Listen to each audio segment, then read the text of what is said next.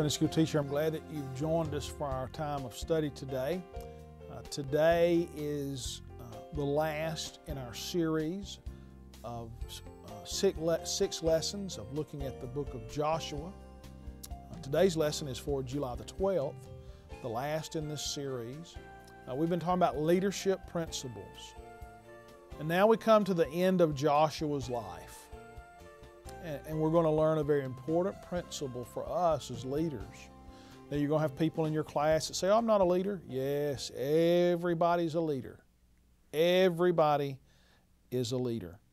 And this lesson, as we come to the end of Joshua's life, the title of this lesson is Call Others to Step Forward.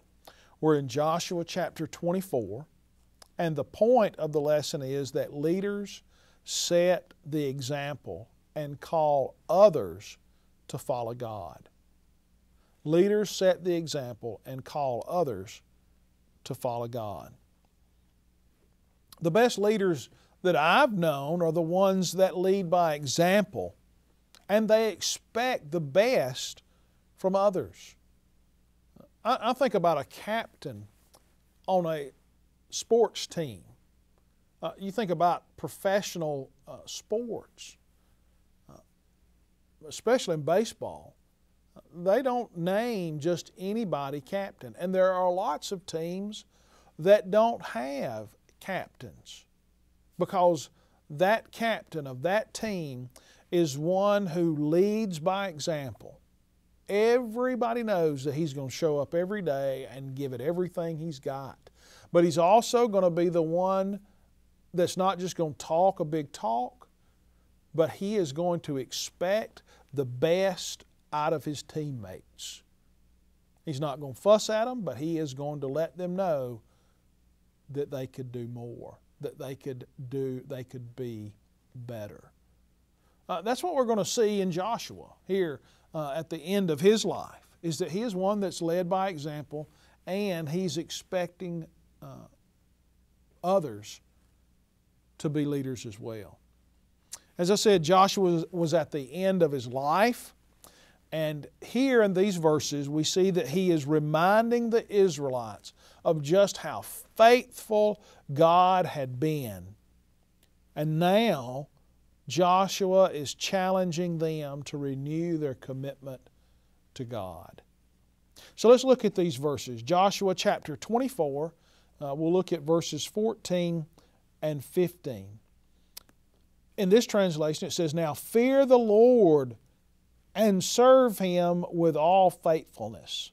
Throw away the gods of your forefathers that your forefathers worshiped beyond the river in Egypt, and serve the Lord. But if serving the Lord seems undesirable to you, then choose for yourself this day whom you will serve, whether the gods of your forefathers that your forefathers served beyond the river, or the gods of the Amorites in whose land you are living. But as for me and my household, we will serve the Lord." Maybe in your translation it says therefore. In this one it says now. This is a transition word. It is a transition point. Joshua had been retelling the history of the Israelites, talking about how God had been faithful, all that He had done for them, retracing their steps.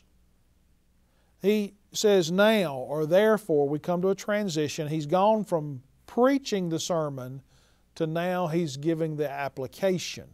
What are you going to do? What are you going to do? Joshua calls them to fear the Lord.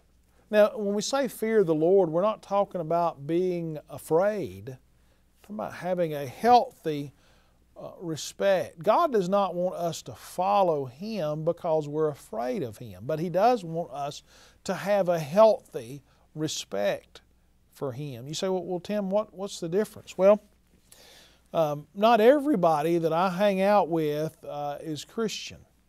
And one day I was in a social gathering and there was some drinking of alcohol. I abstain. I don't drink alcohol. Don't encourage you to. Don't want you to.